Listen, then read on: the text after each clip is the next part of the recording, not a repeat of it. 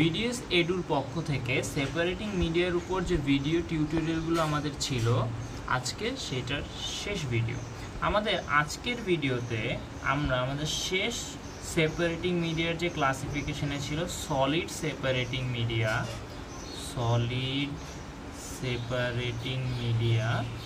এটা নিয়ে কিছুটা আলোচনা করব। আমাদের সলিড সেপারেটিং মিডিয়ার এক্সাম্পল হচ্ছে tin foil. Most important example হচ্ছে টিন ফয়েল। বাই স্যাররা টিন ফয়েলের থিকনেস জিজ্ঞেস করে। টিন ফয়েলের থিকনেস হচ্ছে 0.0 আমাদের টিনে কয়টা লেটার 1 2 3, তাহলে 0.001 মিলিমিটার হচ্ছে আমাদের টিন ফয়েলের থিকনেস।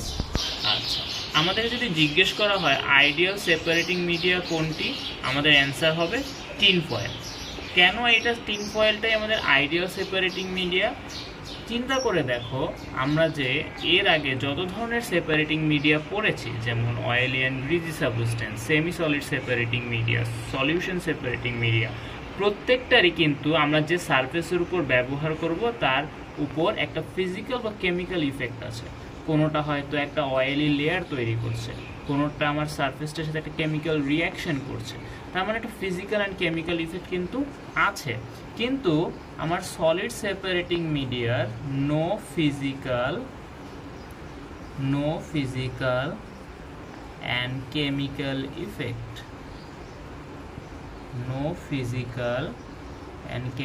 ইফেক্ট, এই জন্য আমাদের সলিড সেপারেটিং মিডিয়াটাকে একটা আইডিয়াল সেপারেটিং মিডিয়া হিসেবে গণ্য করা হয়।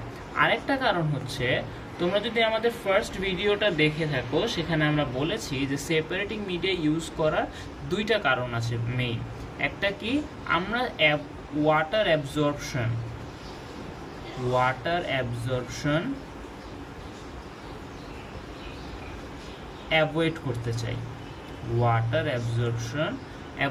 আমাদের যে সারফেসটা আছে প্লাস্টার সারফেস, সেখান থেকে যেন অ্যাক্রাইলিক রেজিনে কোনো ওয়াটার চলে না যায়, সেই জন্য আমরা সেপারেটিং মিডিয়া ইউজ করি। বা ধরো আমরা চাই না আমাদের অ্যাক্রাইলিক রেজিন থেকে ফ্রি মনোমার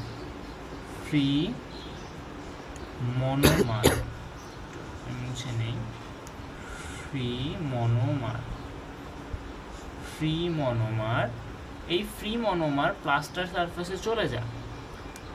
এই দুইটা কাজের জন্যই কিন্তু আমরা মূলত সেপারেটিং মিডিয়া ব্যবহার করি। বিভিন্ন ধরনের সেপারেটিং মিডিয়া আছে, আমাদের আগের ভিডিওগুলোতে আমরা সেগুলো নিয়ে অনেকখানি আলোচনাও করেছি। আমাদের যত ধরনের সেপারেটিং মিডিয়া আছে সবাই খুব ভালোভাবে এই কাজগুলো করতে পারলেও সবচেয়ে সাকসেসফুলি করতে পারে টিন ফয়েল বা সলিড সেপারেটিং মিডিয়া। এই জন্য আমাদের টিন ফয়েলকে বলা হয় আইডিয়াল সেপারেটিং মিডিয়া, কারণ no physical and chemical effect and 100% successful in accomplishing the target. এই জন্য আমাদের টিন ফয়েলটাকে বলা হয় আইডিয়াল সেপারেটিং মিডিয়া।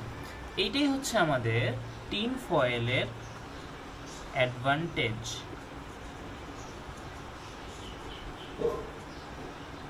তাহলে এখন আমাদের প্রশ্ন আসতে পারে, তাহলে এটা যেহেতু আইডিয়াল সেপারেটিং মিডিয়া, তাহলে এটার কি কোনো ডিসঅ্যাডভান্টেজ নেই? এটারও কিছু ডিসঅ্যাডভান্টেজ আছে।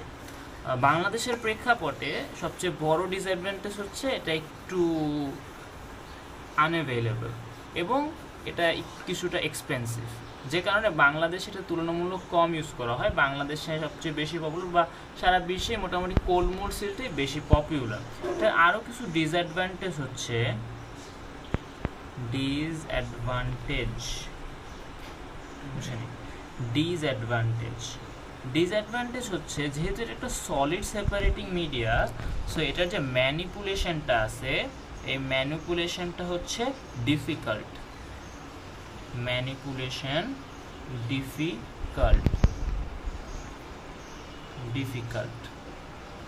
আরেকটা কারণ হচ্ছে, এই ম্যানিপুলেশনটা যেহেতু ডিফিকাল্ট, তার মানে এটা খুবই টেকনিক সেন্সিটিভ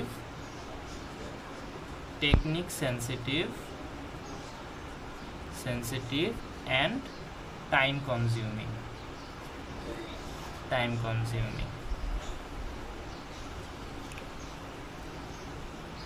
এই ছোটোখাটো কিছু ডিসঅ্যাডভান্টেজ আছে।